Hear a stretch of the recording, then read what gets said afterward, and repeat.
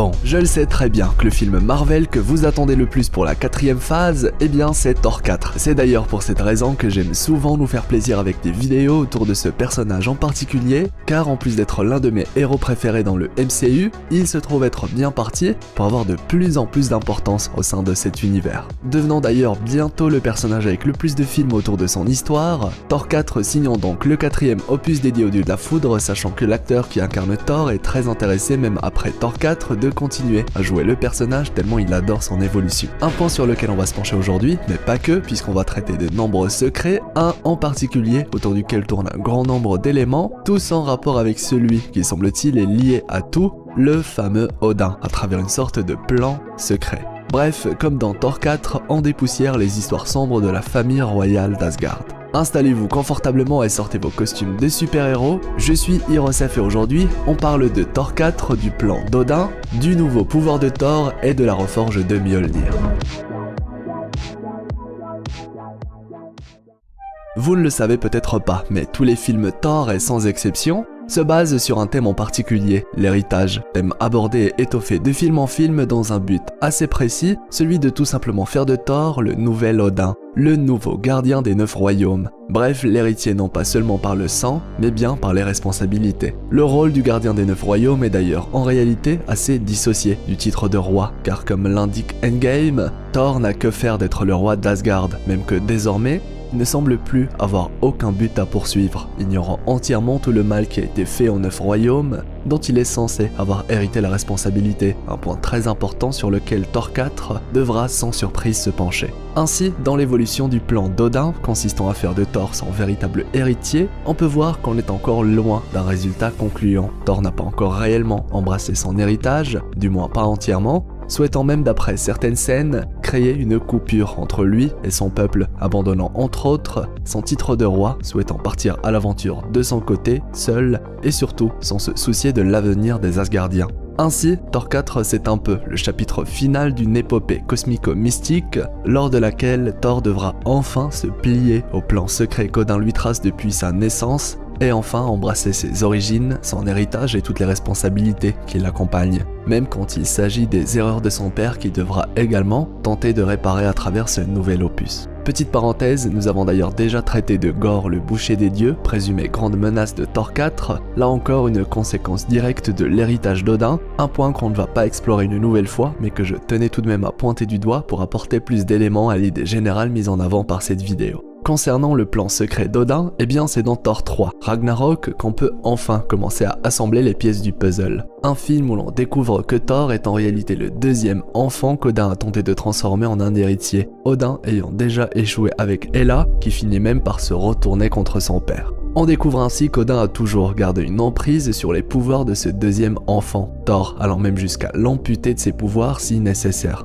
Et oui, rappelez-vous, Odin est capable de retirer tous les pouvoirs de Thor, même sans marteau, là où pour Hela il en était incapable. Odin ira d'ailleurs plus tard, conscient du danger que peut représenter un autre enfant comme Hela, jusqu'à créer un charme sur Mjolnir, anciennement arme de Hela, car oui, Mjolnir est à la base manié par la déesse de la mort. Odin a ainsi créé un sort donnant à celui qui est jugé digne de recevoir les pouvoirs de Thor. Soit, en d'autres mots, et contrairement à Hela, Odin a réussi à prendre le contrôle total des pouvoirs de son deuxième enfant, et même de les destiner à un autre prétendant si besoin. Le tout simplement par crainte qu'il ne rate une nouvelle fois son plan visant à créer un enfant digne de recevoir son héritage. En bref, Odin a tenté d'apprendre de ses erreurs avec Hela pour mieux préparer Thor. Ainsi, le film Thor 4 pourra permettre au personnage éponyme d'enfin briller, voire qui sait, de recevoir enfin la fameuse Odin Force, un pouvoir cosmique infini qui pourra permettre à Thor de mener à bien le plan dessiné par son paternel. A savoir que cette force mystérieuse qu'on appelle Odin Force a été transmise à Thor dans une scène coupée, soit on se doute un pouvoir qui a été jugé trop puissant que Thor ne recevra que dans le film suivant, soit Thor 4.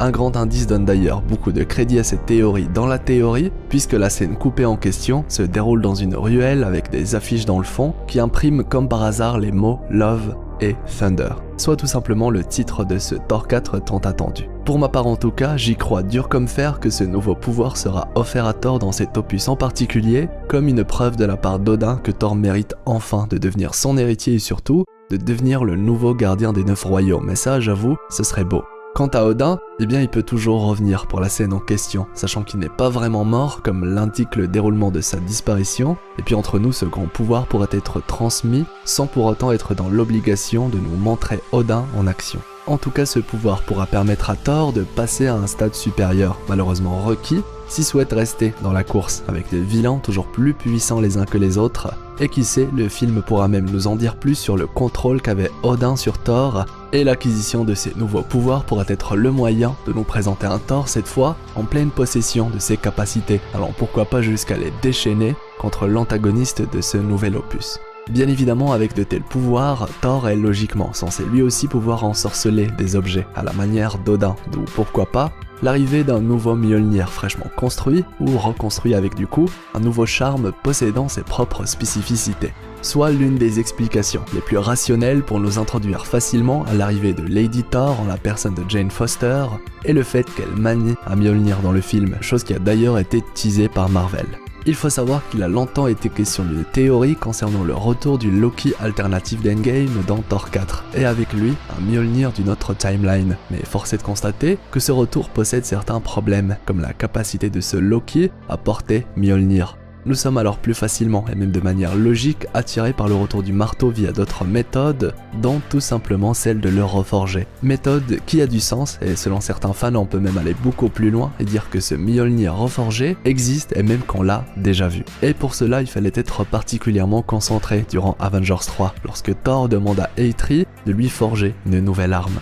Ce dernier s'exécute alors, sauf que bizarrement, il travaille sur 2 moules et non pas un seul. Et on peut clairement voir que du premier moule tombent les 2 parties du Stormbreaker sans qu'on ait l'occasion de voir à quoi sert le deuxième. Et croyez-moi, inutile de crier à l'incohérence ou autre, le MCU a très souvent fait le coup, bref, selon certains explorateurs, il s'agit véritablement d'une deuxième arme secrète, avec une partie de ses fans qui parle de l'arme qu'utilisera Beta Ray, et l'autre partie quant à elle préfère la piste du nouveau Mjolnir. Et là j'avoue, j'ai hâte d'avoir votre avis sur la question. A noter, et c'est toujours bien de préciser que le Mjolnir que récupère Thor dans Endgame a été retourné à sa timeline à la fin du film par le Captain. On le voit d'ailleurs clairement le porter, même chose pour les pierres d'infinité. En gros, en ce moment dans notre timeline, le marteau est bel et bien détruit, du moins s'il n'a pas encore été reforgé entre temps. En résumé, Thor 4 c'est l'occasion parfaite d'approfondir l'héritage d'Odin et le lier à la nouvelle menace du film, davantage développer le personnage de Thor et nous introduire à ses nouveaux pouvoirs,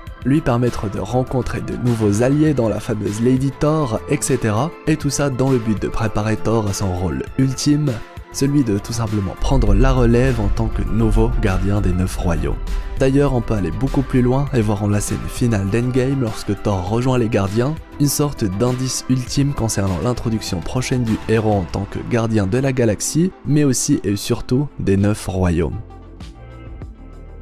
Je compte aussi sur vous pour le pouce en l'air, le fameux pouce bleu avec le gant de l'infini, ça m'aide beaucoup et m'encourage à vous faire plein de belles vidéos. Et bien évidemment, si c'est votre première fois sur la chaîne ou si ce n'est toujours pas fait, abonnez-vous, faites partie de l'équipage des explorateurs d'univers, avec la petite cloche qui vous permettra de tout le temps être notifié pour ne rien rater, avec de très belles vidéos qui arrivent. Envie d'en savoir plus sur l'histoire de Kang le Conquérant ainsi que ses spécificités, ou encore son fameux lien avec Tony Stark, la grande théorie populaire du moment, eh bien les annotations de fin vont comme d'habitude vous renvoyer vers de belles vidéos. Quant à moi, eh bien je vous souhaite une agréable journée ou soirée et venez me rejoindre sur Instagram. C'était Hirosef l'explorateur d'univers